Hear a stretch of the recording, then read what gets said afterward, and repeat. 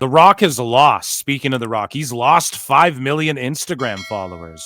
And Aaron Loves Wrestling says, this is what happens when you mess with professional wrestling and disrespect the business. That's a cringe take, Aaron Loves Wrestling. I got to be completely honest, dude. He didn't lose 5 million. What they do is they purge bots. And they've been doing a lot of bot purging on a lot of social medias, especially lately as well. And I'm not saying he didn't lose wrestling fans, but you really think 5 million people, I don't know, 5 million people watch Raw. That means everybody who watches Raw globally every week unfollowed him?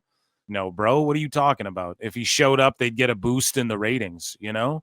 Yeah, man. What they do is they purge bots, and sometimes people will see that too. Like, you might lose, you might be like, oh, I lost 15 subs one day or followers or whatever. What happened? Why would I just lose that chunk? Likely, they just cleared up the thought bots that were following you, you know? That happens lots, so it wouldn't shock me if it was mostly that, because a lot of these celebrities use bots to boost up their anyways, you know? They do it with music sales and everything these days.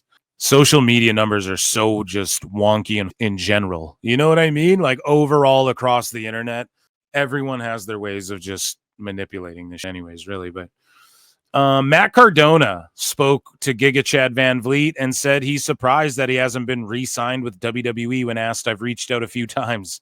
There's been no offer. So he's reaching out and getting denied, which sucks, because it's like, damn, I did want to see him come back too, but this is pretty, they're like, nah, we'll have Malachi, but he's been reaching out a few times, and they're like, nah, no Cardona, but yeah, we'll take Malachi and Rusev back, and you know. And if we're being honest here, are you surprised you haven't been re-signed? Honestly, yeah, but obviously, you know, I'm missing something. I don't know what it is. Listen, people say to me all the time, especially like we just had WrestleMania, WrestleCon.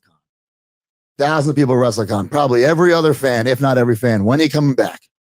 It's up to me, you know, or at the WrestleMania hotel. Thanks, Chelsea, for letting me stay in her hotel room for free.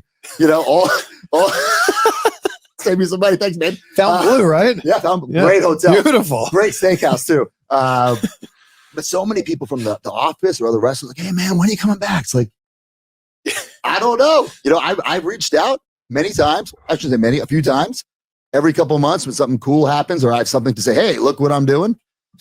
There's been no offer. So do they write you back? Of course, yeah. But, okay. There's no offer. Everything's very nice, professional, but there's no offer. And you know what? It is what it is. I'm going to keep working my ass off. What if they said, we'd love for you to do a one-off spot at the Rumble, but you got to be Zack Ryder? I've had gear ready every single year. Okay. Damn. See, that might be, that's good that he's always ready. You know, that's the gimmick. But they smell that. Well, I don't know. I just want to say, like, the people who don't seem as eager. You know, you seem eager to come back and they don't want you, right? You know, let them think that they don't want you, then they want you. If that makes any sense. That might be stupid, but either way, good interview, and Cardona's optimistic about it, smile on his face. Some people, again, were trashing Cardona, though. Like, you're just this indie guy and all this shit. I don't know. I just think to them, he will come back as Zack Ryder, even though he said before, I have to come back as Matt Cardona.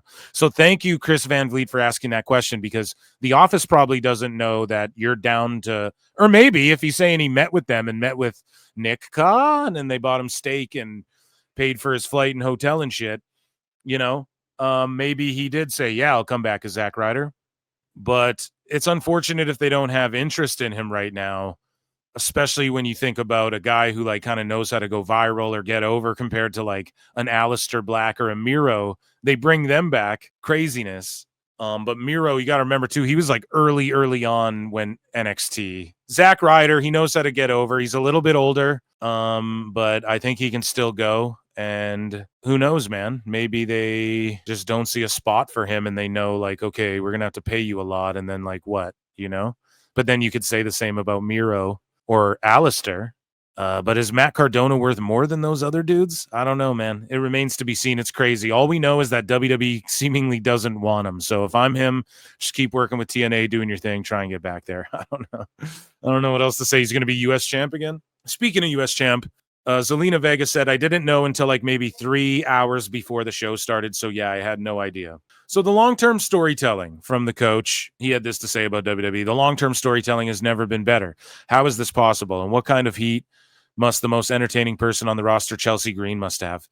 See, I keep hearing this shit that Chelsea Green, there's heat on her. People have heat. And it's like, what the fuck? Everybody loves her. I've never heard anybody come out and go, there's heat. It's just always pundits going, there's fucking heat on her. I wonder if there's heat.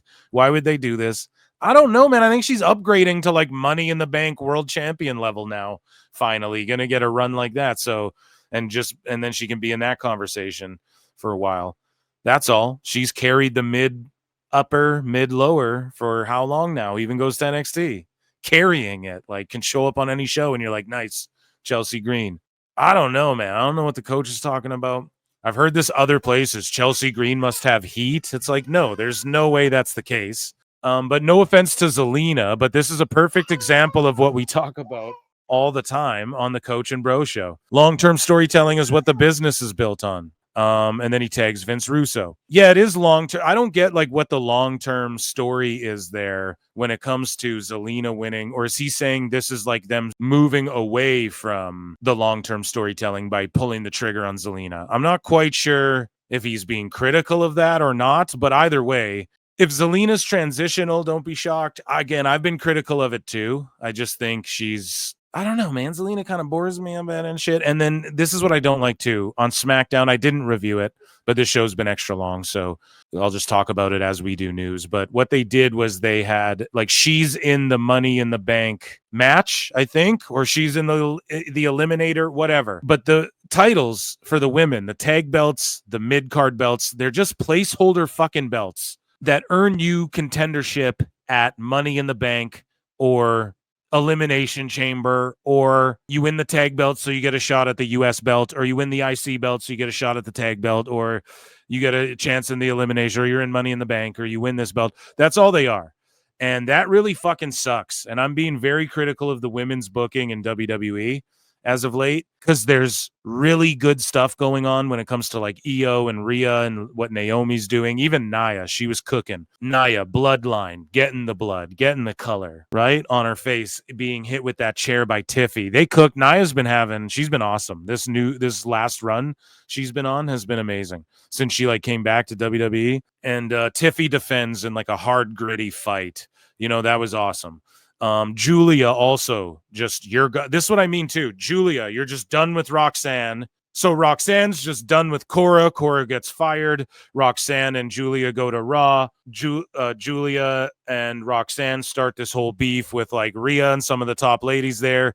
And then Giulia just goes to SmackDown and has nothing to do with Roxanne and is just in their division. Now, Giulia's going to stand out way more on SmackDown. I like her being on SmackDown way better. I got to be honest. She's going to stand out and be like the creme de la creme on that show. It's just kind of wonky last minute. Giulia will be fine, but it's just this last minute sort of, here, the women get put in this position because here, you win this belt, last minute, you're in the tag match, and last minute, Becky's replacing Bayley. What the fuck's going on? What's going on, Triple H? I'm watching you, bruv. I told you last show, don't start getting lazy and shit. And I'm watching you too, Heartbreak Kid.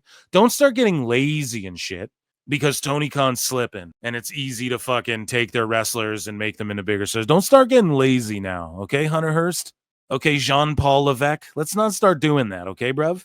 Or Hickenbottom over there, sirs, good sirs, who I appreciate and love, and I do respect tremendously. But listen, let's not start slipping now, okay? I'm watching you. I'm watching you fucking closely. Penta hated this question from Sam Roberts. Who wouldn't? Look at Sam Roberts, dude. The fucking no, whatever. I'm not gonna take shots. He was on the radio for a long time, but dude somehow was an intern who outlasted Greg Opie Hughes somehow on fucking Sirius. The gold standard of mediocrity, if you well know. Shout out Sam Roberts. But he asked a stupid question to Penta with Megan Moran. It gets crazy. How crazy is it though that with everything Rey Mysterio has done, that his greatest accomplishment is actually his offspring, Dominic Mysterio, and how much he's been able to accomplish? That's what Tony was doing when the feed went out on Collision. It's okay. Everything's good. Let me breathe. I'm really angry, but I'm scared. Kind of. Time Cop. Oh, I know. I'll go talk about Time Cop for the last 30 minutes. Rey Mysterio reveals that he tore his ACL 12 to 13 times in his pro wrestling career. Jesus Christ. Shout out GQ Sports. 13, 14, especially for ACL tears. I had torn mine numerous times at that point, 12, 13 times, perhaps. And it was only my left knee. My right knee was good. It'd been going through war, my left knee, and my right knee was doing all the work. So I knew eventually my right knee was going to give out on me at some point. When you start feeling and seeing the results, like there's no way you're going to turn back. You're moving straight forward. And that's how I've been 13, 14, especially for ACL tears. I had torn mine. Moving along here. So Saturday night's main event, Tatanka will make a special appearance. And I think his sons are going to be there too. Yeah, well, they are. They're in the graphics. So clearly NIL prospects. And yeah, shout out to Tonka, man. Let's fucking do it. I wonder if they're going to get Ludwig Borga's sons to come in and squash him. No. You guys watch that Dark Side? What a nutcase that guy was. The Motor City is. I don't know. Actually, I'm not even going to speak about it. That guy's fucking crazy. I mean, I love Ludwig. I love the character. It was great. No, the Motor City Machine Guns on Triple H being a major factor in them signing with WWE.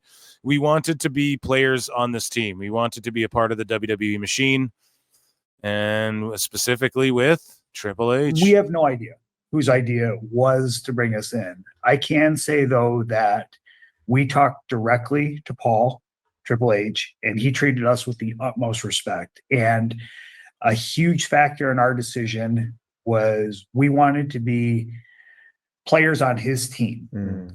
Wanted to be a part of the WWE machine, specifically with him leading the charge. And that, to me, was something that was always at the front of our minds. We have no idea whose idea was to bring us in.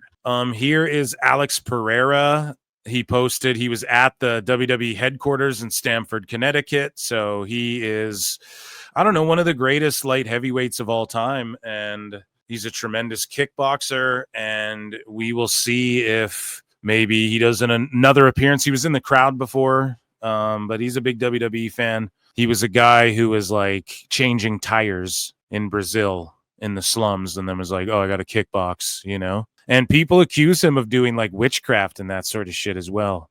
And he has just like ungodly power in his hands. If you're not familiar with him, he's great shit, pal. So Triple H tried to get Stephanie thrown out of the arena on Stephanie's places. Let's watch this clip where she's, I guess, up in the rafters and Triple H is like, who's this fan yelling at me? So let's take a watch. Hey, does somebody want to tell Paul down there to look up? Paul! Whippoorwill, look up here, Triple H! Up here! Up here! Do you not hear fans yelling at us over here? Maybe that's a security thing. I don't know who's fans yelling at me. Hey, who's with the camera? Hey, guys. Who's up there? Hey, there's some fans up there. He's trying to see me. Oh, it's Steph. Yeah, it's Steph. Hey, guys, Steph. Hi! Did he wave? We can't No. see you in the shadow. We're in the shadows, he says. I'll fly down there and take you out. So we have new NXT recruits. Shady Einahas. So he's a Canadian born in Egypt, 27, judo's his background. Francois Prinsloo, hopefully I said that right. Discus, South Africa, born in Kenya.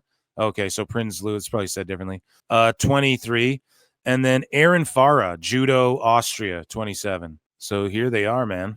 And hopefully they make an impact. Or they'll end up in fucking Impact. So Alex Shelley says he turned down an offer to sign with WWE in 2019. So all the sickos were like, Motor City's coming in, man. Well, nah, it seems like Alex Shelley was planning on going to WWE this whole fucking time. And he goes, I had tabled a WWE contract offer because of the pandemic. I was too scared to sign a wrestling contract because the entertainment industry was so up and down. I didn't know what was going on. Nobody in the world did. Yeah, because it would have been better than him signing than getting laid off and then risking them not retaking him. Whereas there's an offer. The pandemic. We understand. Just talk to us when you're ready. He was smart for that, truly, good for him. And I'm glad he's there. I'm glad the Machine Guns are in WWE. Here's Seth Rollins in the Netflix TV series Bet. So let's take a look here. Who are you? I'm Seth freaking Rollins. Burn it down, bitch. Ooh. Oh, so he plays himself in the show.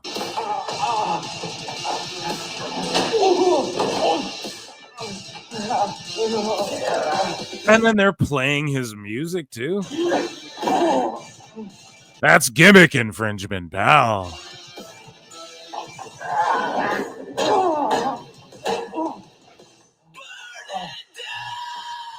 So then he does the stomp. What is this show?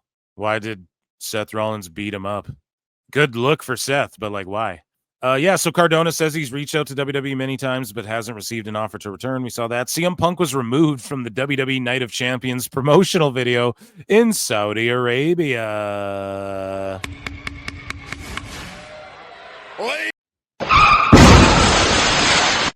So everyone's like, oh, he'll go to Saudi, but I don't think he's down to go. I just don't think he'll ever go. He doesn't need to. He doesn't need that payday. Jazz guest coaching at the WWE Performance Center. Good. We need Jazz getting her fingerprints all over the ladies in NXT if she can. So starting this Monday episode of Raw, WWE is going to start selling Karrion Kross merch at the arena. So everybody go fucking get those sold out. If you're there, I don't know where they are this Monday, but if you're going to the show and listening to this, go and buy Karrion Kross's shit, man. The people have spoken. He gets huge reactions for main event dark matches, whatever you want to call them. He gets tons of love online. He sells tons of merch online, and he is selling merch at arenas now. So hopefully he can do a ton of that, and he's in movies and shit. So they heard you loud and clear. So here's the story. This is what's going on. Maybe a week or so ago, I met some fans before Monday Night Raw, met some fans after, sort of like a reoccurring theme. Same question I kept getting: where can we get your shirt? Where can we get the Kross shirt? So I'd sent them to WWE shop. And they were just kind of like, yeah, okay, we'll do that. But, we're here when I get the shirt down. Just thinking about it. I was like, okay, yeah, I get it. I go to a lot of concerts. You go see your favorite band, Perfect Circle, Pantera, Alice in Chains, whatever it is. They kill the set. You want to get the shirt. There's a sentimental value attached, memories. I get it. Also, being a kid growing up in the audience in WWE, you see your favorite guy or your favorite bad guy, you want to get the shirt. I was like, okay, completely get it. So I thought about it. I brought it to somebody's attention internally in the company and said, hey, how do we make this happen? Like, what does that look like? They're like, we'll get back to you. And they got back to me relatively quickly, actually. So bringing it to your attention moving forward, from my understanding, starting this Monday night at Raw, my shirts will be available in the arena. So that feels awesome. I want to say thank you to everybody. You guys actually made that happen completely. I don't think I would have had a case. They're doing all right online. So they see you and they hear you. They see us and hear us, PWT Universe, confirmed. So shout out Kross, man. I hope he makes tons of money with his new shirts. WWE is planning to run multiple live events in Mexico, obviously, but live events, though, so they'll get a tour. TKO COO Mark Shapiro praises Triple H's creative direction. He says there are two X factors when you look at WWE. Netflix, this is the greatest marketing platform you could ever ask for. Their pre-roll. Remember what I said earlier? Hey, your TV show is like a commercial, That's what it is. Look at how he just said, yo, Netflix is like the greatest marketing platform ever. He means that like literally their marketing and stuff, the way they market shit, but also he said the marketing platform, because when you're on there, the marketability, you guys get it? Like the fucking people aren't looking at it this way, and then they talk all this shit about this stuff, and it just pisses me off. But anyways, their pre-roll is one of the strongest tools. If you're clicking on that icon, you're getting a trailer. The other X factor is the creative power we have behind the brand. Paul Levesque lives and breathes. His whole life has been spent in WWE. He's amazing on the creative storylines. Just when you think you know where he's going, he turns left, like the heel John Cena became, and then the champion. So big praise. Cathy Kelley says first movie role coming soon. So she blacked out the name of what her character is. So Lizzie McGuire, Lizard Crier. Shout out Cathy Kelley doing movie roles. Speaking of movie roles, Liv Morgan finished filming for Bad Lieutenant Tokyo earlier this week. Sources say she absolutely crushed her role, and she was a complete natural on set. She blew everyone away with how well she did, including industry veterans. She's expected back on WWE TV very soon. So here's the thing. People are like, I think she has a huge role in this fucking movie. I think she's like a kidnap victim or something. So her scenes will be few and far between. Like she won't be in it as much as like whoever's coming to rescue her or whatever the fuck. But all of her scenes require like, hey, this is intense. You're tied up. You're screaming. You're crying. You're snot dribbling from your, So that's the reason people were hyping this up so much. And I hope she crushes it. I'll watch it. Again, if you guys haven't seen the other Bad Lieutenants movies, go watch them, and just get a vibe for what to expect when it comes to this movie, because it could be pretty fucking crazy. Not going to lie. So the development of WWE 2K26 has officially been confirmed already. They just released their first DLC, and they're like, well, 2026 is coming, which is fine, but they should just do it like every 2 or 3 years and just give you like big updates. And like, even if they sell the updates, hey, our 2K26 update, that'll be, $29.99, but you get the 2K26 update to your base game and whatever. Like, I'm sure they could just do it that way, but I don't know. They're going to grub. Every fucking company does it. EA does it horribly. It's all about microtransactions and all that shit. Everybody knows. So announced Giulia is now a member of the SmackDown roster. She got that fit from Stephanie, it looks like, right? The chainmail shirt with the black bra underneath or whatever. That's like very Stephanie Vaquerish of her. I don't know. Giulia probably, someone's going to be like, no, in Stardom, she did it first, Brian. But yeah, Giulia is now officially a member of the SmackDown roster. I like this for her. She's going to stand out way more on the SmackDown roster than she would have on Raw and the people who are on Raw. And I say Giulia clears Vega for that title eventually. We work to that sooner or later. That's my bold prediction there. So, dude, the combo tickets for Clash in Paris go on sale, and they're doing all these shows, right? Dublin, Ireland, Liverpool is a great record in UK, Newcastle, UK, Birmingham, Manchester, Leeds, Cardiff, Lyon, Paris, and Paris. 2 shows in Paris, the actual Clash itself and the following Raw. So those will be fun shows, but people are just complaining about these tickets, and not in the IWC, you're just a minority, you need to shut the fuck up. Like, no, it seems like a vast majority of people are like, dude, these tickets are astronomically priced. I don't know, man. We'll see. They'll probably all sell out though anyways. So, and if they don't, then we keep our eye on it, okay? Because at some point they will have to cool off, I feel, and won't even be a criticism. There's ebbs and flows, man, to business. Like, if they have to open up and start doing like smaller town house shows again and take their horse to the old town roads, you guys know what I'm saying? I don't know why that one came to my mind, but if they have to do that again as well and like make tickets cheaper, then they'll do that. That's just adjusting, right? Like, everybody fucking does that. It's supply and demand. So they'll figure it out. I have no doubt that they'll probably sell out all these fucking shows, but a lot of people were like, God damn, like every time. So it is what it is, man. Per Fightful, WWE reportedly has no plans to turn Cody Rhodes heel in the near future, as most people within the company are against the idea. And then I quote tweeted it. I'm just being a dick, but I was like, okay, so that means Cody Rhodes going heel at Money in the Bank. Okay, so he's returning next week and turning heel. Who knows, though? Earlier today, Damian Priest was inducted into the Bronx Walk of Fame, dude. The Bronx Walk of Fame. Good for him, man.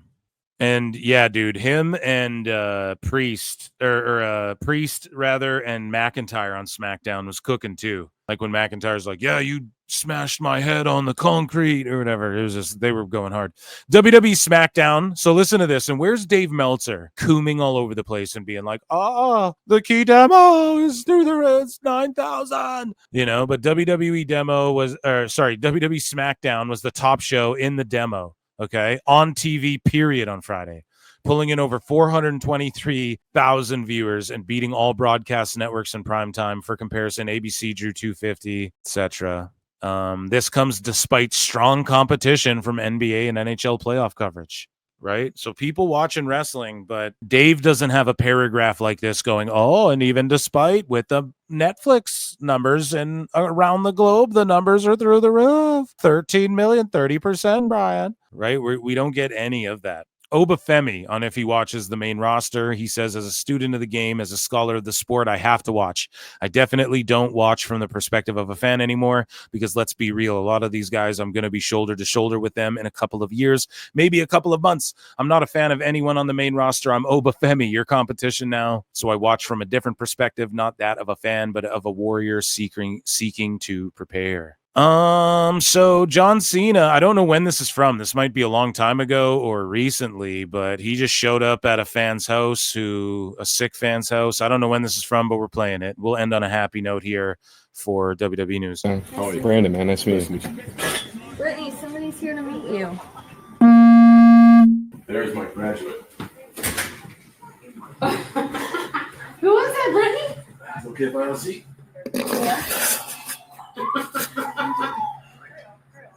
So, where'd you graduate? Good.